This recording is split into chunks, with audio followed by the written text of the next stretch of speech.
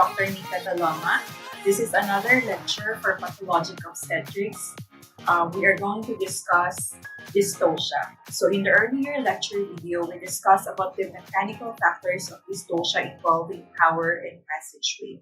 So in this lecture, we are going to discuss about the passenger. And who is the passenger? It is no other than the baby. So what are the different conditions that may cause difficulty of labor involving the baby? So first, we discuss presentation, fetal presentation. So when we talk about fetal presentation, this is the fetal landmark or part of the body of the baby that is the first part to be presented in the passageway. So in your OB normal lectures, I believe na discuss na ninyo kung ano ang normal na presentation, and that would be a cephalic presentation. So what we're going to discuss now are the abnormal presentations. So we'll start first with the face presentation. So this picture perfectly describes to us the face presentation. As you can see in the pelvis class, what is first seen would be the face of the baby starting from the chin to the forehead. So this is a face presentation. Ano sa tingin niyo, class? Will this be a difficult labor? Yes, it's gonna be a painful and difficult labor because the forehead of the baby will cause blockage. Ipo-block yan ng part ng pelvis ng baby natin, specifically the pelvic brain. So next presentation, we call that the bra presentation. So we have here, as we can see, ito kasing face presentation, naka-hyperflex siya. Patalikod, di ba? Kaya buong mukha niya.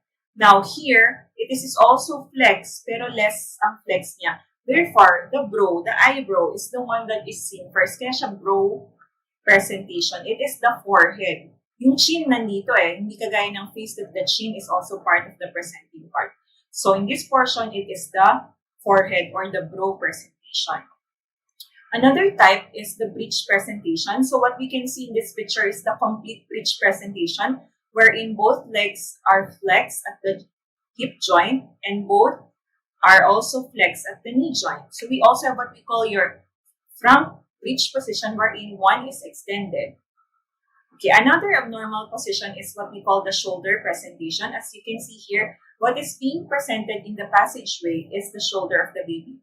Mahirap ba ito na ipaanak via normal delivery or via vaginal delivery? Yes. So class, this one, we will discuss this separately later on because it has maneuvers that you need to understand and learn as a midwife para kapag na-assign kayo sa isang geographically isolated and disadvantaged area or yung tinatawag natin GIDA, alam nyo silang paanakin, hindi kayo kakabahan. Halimbawa, nasa Kalayan kayo at walang mga bangka para magdala ng mga pasyente sa mainland, then you have to do it on your own. Halimbawa, wala kayong doktor, di ba? So, you have to be the best person for that job. Okay. Next, we have compound presentation. So, compound, yan ay kabaliktaran ng simple, di ba? Pag sinabi mong compound class, mas complicated siya. So as we can see here, the baby's head is being presented. So this is a cephalic presentation. Pero class, nakaganon yung baby, may kasamang kamay. So it made it complicated. That's why we call this position a compound presentation, meaning more than two parts of the body is being presented. We have the position. Okay, persistent position. Remember, in your OB normal class, what is the normal position of a fetus? The answer would be left occiput anterior or right occiput anterior. So let's study this picture. Sabi niya occiput anterior. Nasaan ba ang occiput? Ang occiput is found at the back of the fetal head. Kahit tayo, adult, this is our occiput portion. So as you can see, class, the occiput is facing. Diba, ito yung breast ni mother, so ito yung harap niya, anterior niya, ito yung posterior. Is facing anteriorly, nakaharap, kaya occiput anterior. Pag sinabi natin left occiput anterior, nasa left side ng mother yung occiput ng bata, pero nakaharap anteriorly. Pero pag right occiput anterior, on the other hand, nasa right side siya, but still facing the front of the mother. So this is the ideal position, class. Kung ganito ang position ng baby, makakapag-normal spontaneous delivery ba tayo? Yes. On the other hand, if the baby is is in an occiput posterior position. Andito yung back ng head ng baby. Saan siya naka-face? Sa posterior, likod ni mother. Now class, if it is a posterior position, remember, letter P, it will be a painful labor. Masakit na masakit yan. Okay, pag sinabi ng nanay na sobrang sakit, baka iba talaga yung pain niya. I-assess mo, baka occiput posterior. Another letter P, magiging prolonged ang labor. Mahaba, matagal ang labor. Prolonged. And letter P, possible na ma-CS siya. Okay? Pag ganito ang position. So I want you to remember that about occiput posterior position. Okay, another position you have to take note, class, is what we call your occiput transverse position. So here, this picture perfectly shows us at a transverse position. So ito yung anterior ng pelvis ni mother. This is the posterior portion. This is the occiput, class. Paano ko nalaman na yan ang occiput? I based it on the fontanelle. A diamond fontanelle is the anterior fontanelle. A triangular fontanelle is the posterior fontanelle. So ito yung occiput, class. Saan siya nakaharap? Nasa transverse. Nakapaganyan yung ulo ni baby. This is another picture that shows us how it looks like. So if this is the position of the baby, class, will there be difficult labor? Yes. Ano ang normal ulit na position natin? It is either left occiput anterior or right occiput anterior. Okay, next that we're going to discuss is the fetal lie. When we talk about lie, this is comparing the longitudinal lie of the mother with that of the longitudinal lie of the fetus. So pag nakikita natin ito, nakatayo si mother, tapos si baby patayo din siya. So this is what we call your horizontal lie. Normal ba ito? Yes, and it will not cause difficult labor. On the other hand, ito, pag ganito si mother, si baby, pag ganito yung line niya. We call this a transverse line. Will it cause a difficult labor? What do you think, class? Yes, pwede ito mag-cause ng difficult labor. Okay. Next, what else are the conditions that may cause difficult labor which is related to the passenger? So we have macrosomia. Tingnan niyo itong bata na to, class. Ang laki-laki niya. If a baby weighs greater than 4,000 grams or 4 kilograms, then we call that a macrosomic baby. Class, if you deliver this via vaginal delivery, pwede kang mag-cause ng laceration. Ano ibig sabihin ng laceration? Punit. Okay? Mawawakwak yung vaginal mucosa niya o kaya pati yung cervix, pwede siyang magkaroon ng laceration. And if there is laceration, this may lead to bleeding.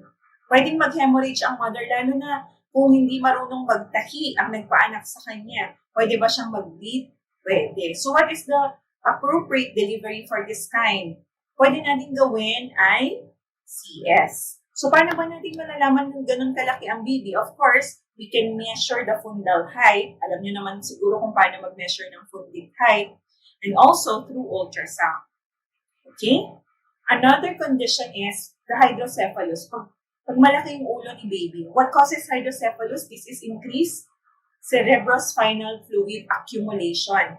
So there are many reasons bakit tayo merong increase in CSF which may lead to hydrocephalus. So remember, class, if the baby is delivered, is diagnosed to have hydrocephalus in utero, kailangan i-deliver yan via cesarean section. Another condition is what we call your hydrops fetalis. Look at this baby, class. Okay, mukha ba siyang normal looking sa atin? Of course not, di ba? As you can see, very edematous ang baby. Napaka-shiny ng skin niya kasi sobrang na-stretch and the body is filled with fluid. We call this hydrops fetalis. And this hydrops fetalis, class, ang possible causes nito ay blood incompatibility between the mother and the baby. So pagkapanganak, ganito yung itsura niya. Do they survive? No, namamatay din sila after a few hours. So pwedeng pagkapanganak may heartbeat, pero after a few hours, pwedeng mamatay din sila. Okay? Next is Wilms tumor. So ito naman, ang laki-laki ng tiyan, di ba? So, halimbawa, in utero, congenitally, meron siyang Wilms tumor at malaki yung tiyan niya. It may cause difficulty of labor. Ang Wilms tumor is a type of tumor that affects the kidneys. So pag lumaki siya, lalaki din yung abdomen, it may cause difficulty of delivery. Okay? So those are the things that we need to consider. Then, we have what we call your asymptotism. Remember class, this is also a mechanical factor that will cause difficulty of labor. So when you read about the term asymptotism class, simple lang ang definition niyan. First, you have to know what is the sagittal suture. So the sagittal suture is yung between two parietal bones dito sa gitna. So makikita niyo, this portion is the sagittal suture. So normally class, ganito normal symptotism. Normally, this sagittal suture should be in the middle. Okay, it should be in the middle. Nasa gitna lang siya. Okay? Now, when we say asymptotism, di ba normal symptotism? Pag it means abnormal.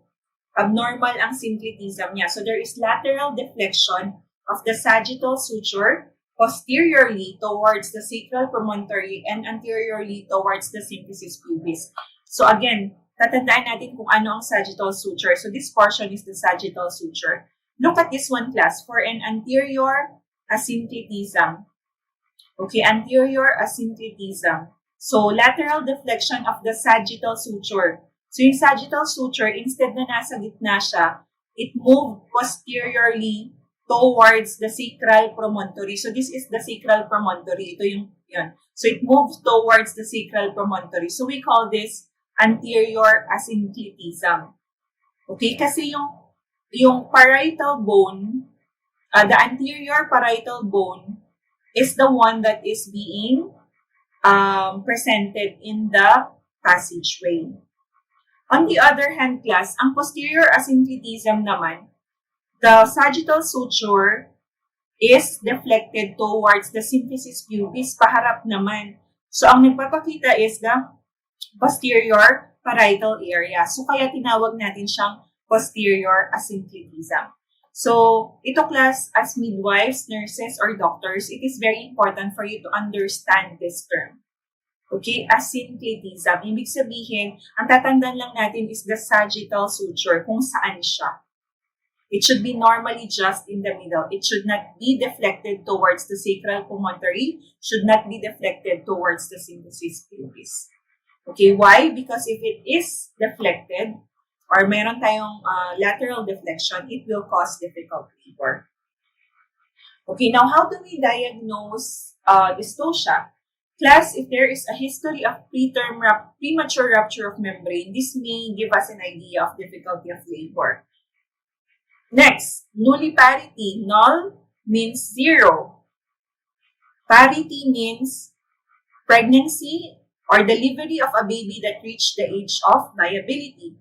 So, ibig sabihin, never pa siyang nanganak with a viable baby. So, untested pa ang pelvis niya. So, this may cause dystocia kasi baka hindi natin alam, maliit pa lang sipit-sipitan niya. Next is, you estimate the fetal size. So, we can use fundal height or pwede, mas maganda yung ultrasound. Kailangan natin ma-check via ultrasound. Para kung greater than 4,000 kilograms, then what do? We deliver the baby via cesarean section.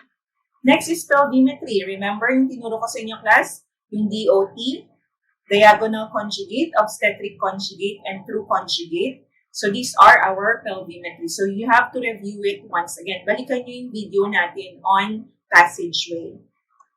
Okay, labor pattern on partogram. Okay, so titignan natin kung ano yung labor pattern natin. So, I believe na-discuss na rin sa inyo kung ano ang partograph. So, we have to review the labor pattern. Meron ba siyang hypertonic or hypotonic contractions? Nagkakaroon ba siya ng protracted or arrest of descent or labor? So, how do we manage these cases? Remember class, if we have a prolonged latent phase, mabagal lang ang latent phase niya, we have to manage by giving bed rest. Okay, or prolonged deceleration phase, the management is bed rest. So, look at the term class, prolonged. Hindi siya arrested or protracted. So, when we talk about protracted active phase or protracted descent, kailangan natin ng expectant end support. Hindi yan immediately na sini-CS. Hindi porket mabagal class, isi-CS mo agad, mali yan. The only time that we do cesarean section is if meron tayong cephalopelvic disproportion. If there is CPD.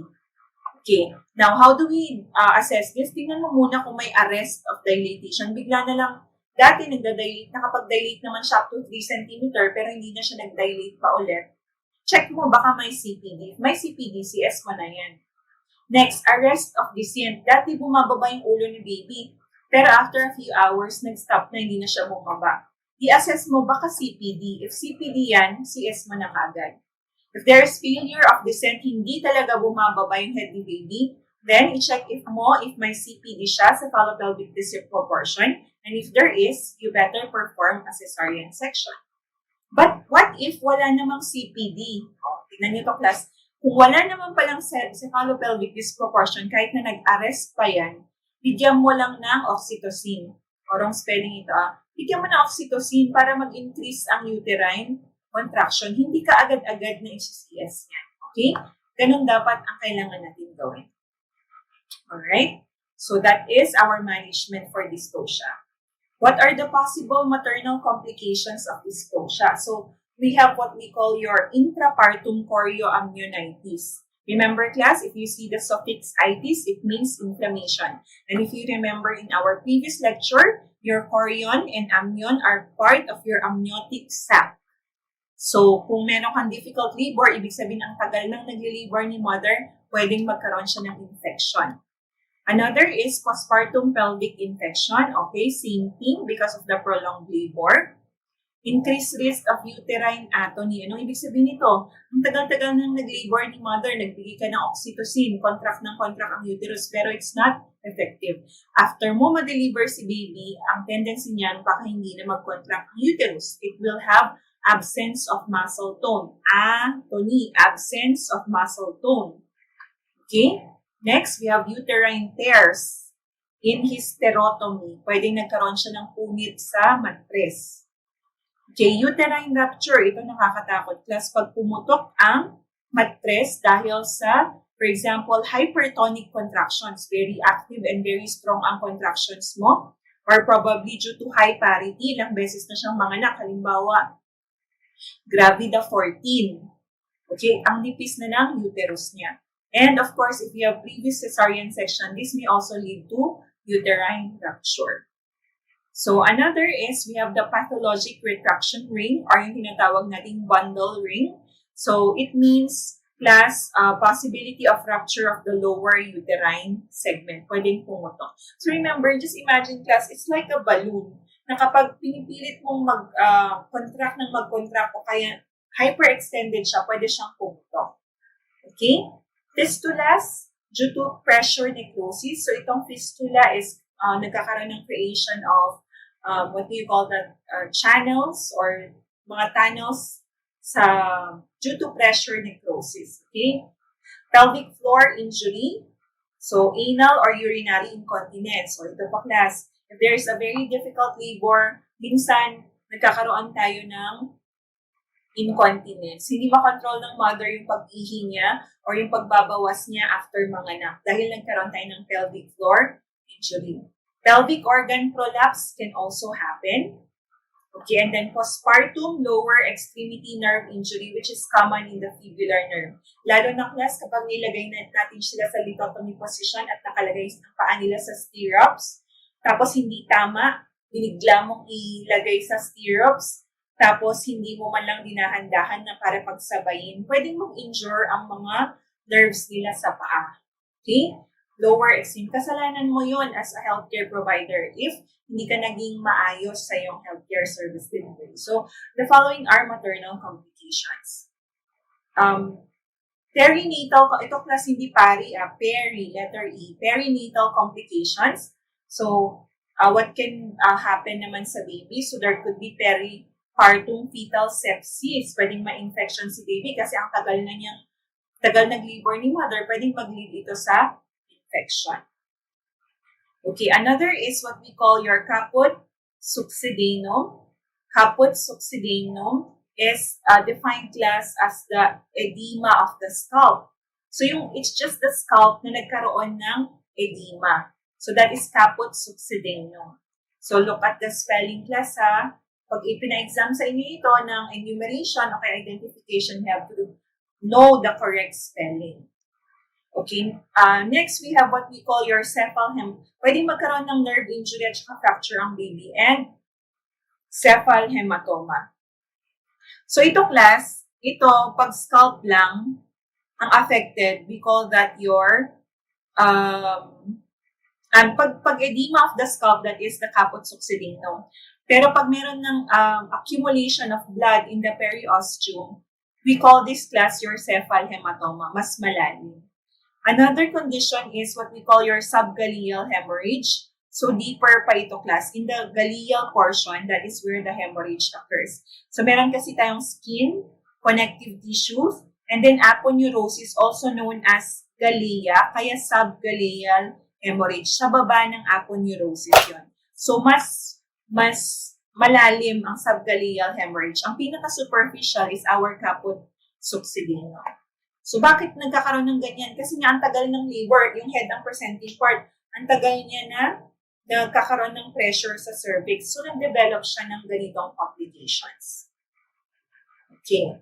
So, the last topic for this lecture video will cover on shoulder dystocia. So, remember class, here, the anterior shoulder of the baby is unable to pass under the maternal pubic arch. So we can see here in the picture, this is the pubic, symphysis pubis, and this is the anterior shoulder.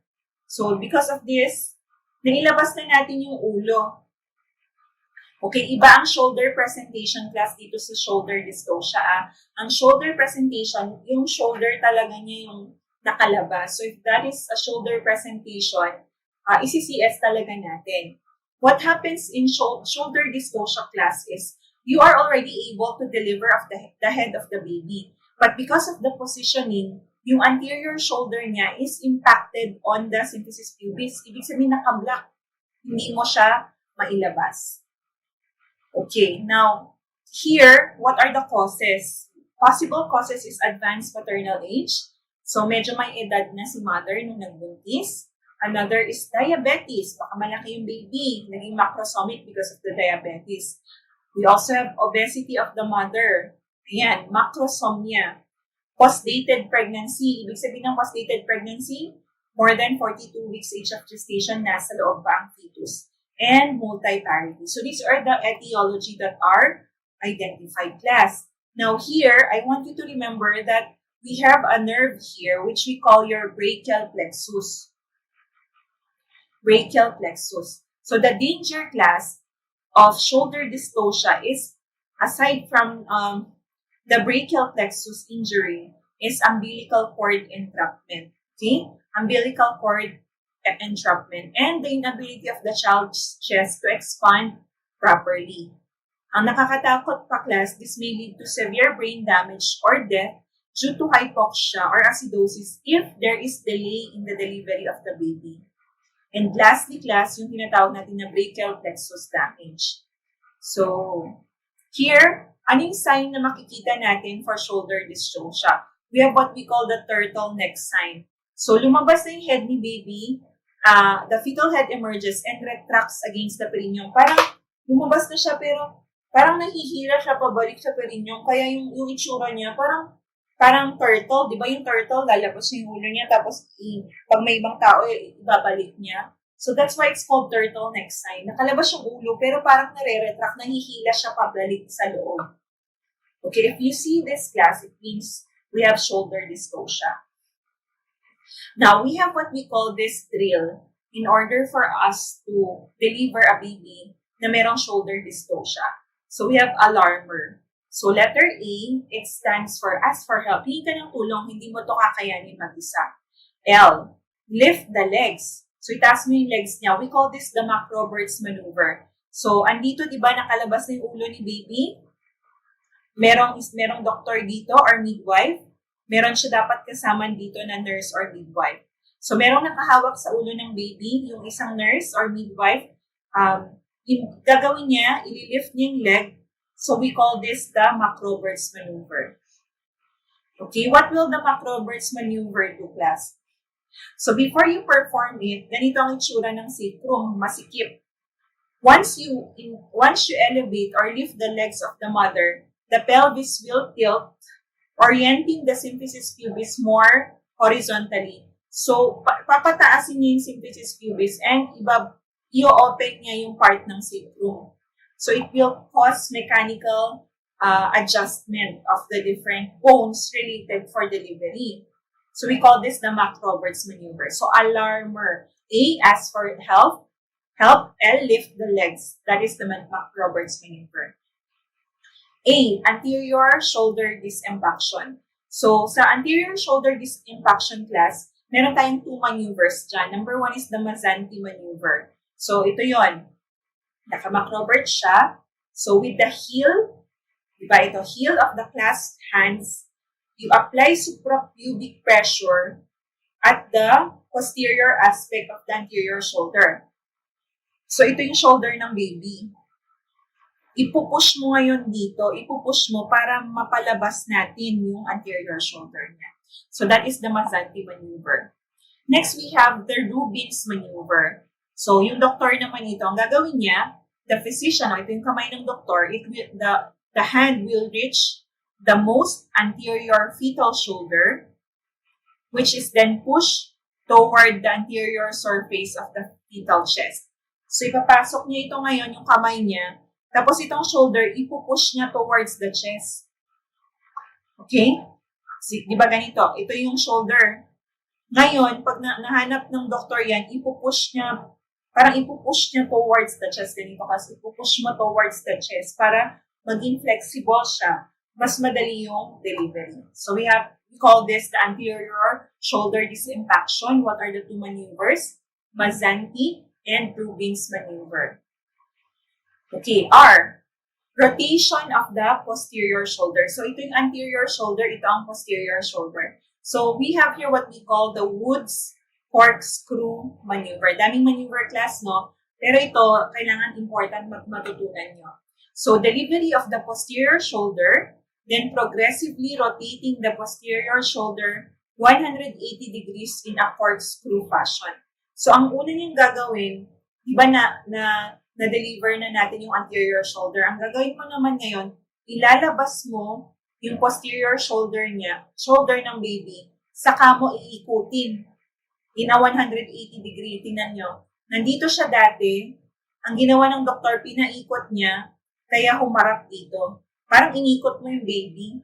Alam mo yung pag nagtatanggal ka ng corkscrew, alam mo yung bottle, di ba? Kung corkscrew yan, di ba, inikot-ikot mo, parang ganun din, parang inikot niya lang para medyo mag-loosen. Ganun yung strategy niya. So we call this the wood corkscrew maneuver. And then letter M is manual extraction of the posterior arm. So tatanggalin mo. And then letter E stands for episiotomy. Luluwangan natin ngayon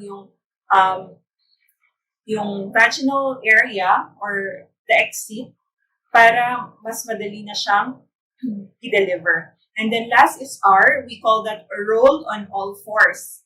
Ano ibig sabihin ng 4? Ibig sabihin 4 class, 4 points. Isang kamay, isa pang kamay, dalawang paa. So parang nakadapa ka na. 4 points. We call this the Gaskin maneuver. Moving the mother to all fours position with the back arc. Naka-arc class, naka-arc yung back niya. So this class will widen the pelvic outlet. So after that, we now deliver the baby. So that is the shoulder dystocia drill. Now, what if class, ginawa mo na lahat? Lahat ng alarmer drill. Wala pa rin nangyari. These are the other options. So we have what we call your cladotomy. Cladotomy class, alam niyo yung clavicular fracture, so this portion. So yung baby, meron na rin silang clavicles upon delivery. What you can do is to fracture it. Intentionally, you cut it with a scissor para ma-fracture siya, para pwede mo siyang i-bend. Doc, bakit ganun? Okay, that is class if you already have no choice. Remember, this bone, lalo na sa bata, mag-heal pa yan. Hindi kailangan operahan. It will heal on its own. Okay, so we call that cladotomy. But you only do this if you no longer have a choice. Okay, pag ginawa mo na lahat yung alarmer drill. Another option is symphysiotomy. So, alam niyo yung symphysis bone? Okay, yan yung bone sa harap. Symphysis cartilage, pwede mo siyang i-cut, bawasan mo class para mas lumuwang. Pwedeng option yan. Okay? Pero I rarely see doctors do this. And last option is the Zavanelli maneuver. So you return the head to the occiput anterior or posterior position, give acute tocolysis, flex the head, and slowly push back to the vagina, then do CS. O lumabas yung ulo, class, pero wala ka na talagang ginawa mo na lahat. Wala pa rin. What you can do is, palambutin mo muna yung mattress. Yung uterus, stop mo yung contraction niya. Magbigay ka ng gamot, tocolytic, to stop the contraction. Pag nag-stop ang contraction, class, you flex the head of the baby to put it back into an occiput anterior or posterior position. Saka mo siya slowly i-push paloob. Ibalik mo siya paloob. And then, saka ka mag-CS. We call that the Zavanelli maneuver. Now, you only do that, class, if you don't have any choice anymore. Okay? So, that's it for our lecture. So, we have finished dystocia, discussing the mechanical factor which involves the passenger, and we also were able to discuss the shoulder dystocia here. Okay, thank you, everyone.